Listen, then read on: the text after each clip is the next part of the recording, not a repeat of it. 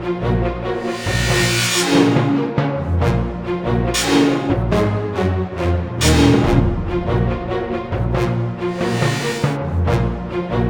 what's going on, everyone? A couple of Nintendo related news items I just wanted to share. First off, DNA and Nintendo, they are set to announce their first mobile game. We know that Nintendo has partnered with this company, DNA, to launch their mobile initiative. Personally, I think it's a great idea where Nintendo can have a steady revenue stream, and whatever game it's going to be, I could imagine that it's going to sell pretty well just because Nintendo has that name brand and that exposure.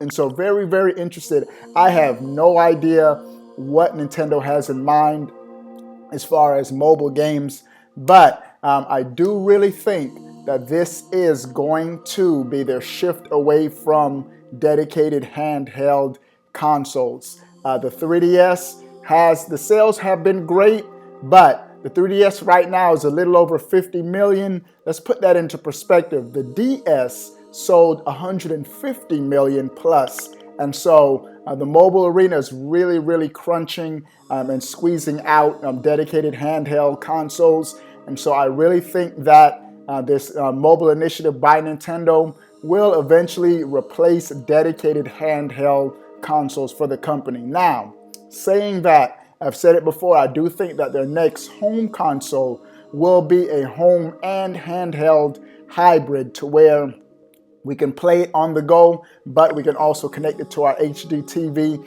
And that way Nintendo can sort of keep their foot in two arenas without risking too much. All right. Now, in other related Nintendo news, Square Enix, they have also gone on record to officially say they are considering moving Final Fantasy XIV over to the Nintendo NX. Personally, don't really want this game over onto the NX for two reasons. Number one, Nintendo's next system needs to avoid what happened to the Wii U. On the Wii U, we got an influx of third-party ports, but they were all old games that were already released. Mass Effect 3, the Batman series, games that were already on other systems. And so the Wii U sort of had that negative perception of getting the older third-party games. Final Fantasy XIV, Realm Reborn, it's been out for a couple years now. I think 1 or 2 years, I'm not sure. I'm really not big on MMOs.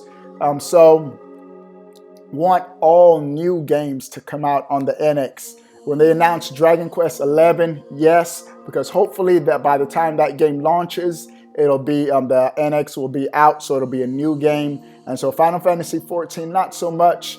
We really don't need old games on the system because we don't want the same thing to happen on the Wii U to the NX. That's the first reason. Second reason, I already said it, because I'm not an MMO fan.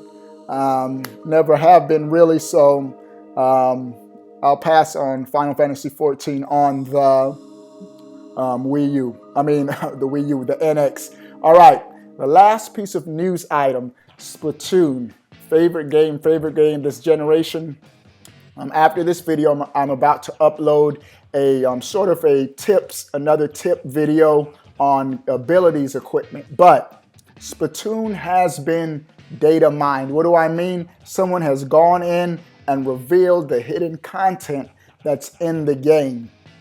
And some pretty cool information has been discovered. With the coolest one, one of the coolest is that we'll eventually be able to play as the Octolins, which are the enemies in the single player campaign. It's shown that he's moving around playing as an Octolin, so we can anticipate that coming soon, as well as different weapon types.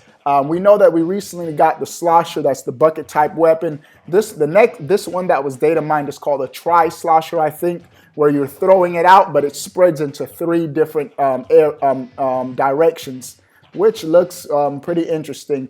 Since I've been playing, since the Slosher's been out, almost every match someone is using a Slosher, just throwing buckets of ink. Really haven't really gravitated to it, so that's that. Another weapon in the Splatling lineup, it's called a mini Splatling, where we know the heavy Splatling, you charge up and it shoots from a very long distance. I could imagine this mini Splatling will have a shorter charge period, but the range probably won't be as large. I am interested in one of those mini Splatling weapons because the loadout in one of them is the Inkzooka and the Splat Bomb, which is the same as the Tenatech Splat Shot, which is the gun that I'm using now. So interesting to see how that one works. Was there any other ones off the top of my head? I didn't pull it up or anything, but those are the two that stuck out to me, as well as the Octoling. Oh, and the Octoling Splatter Shot. It's like the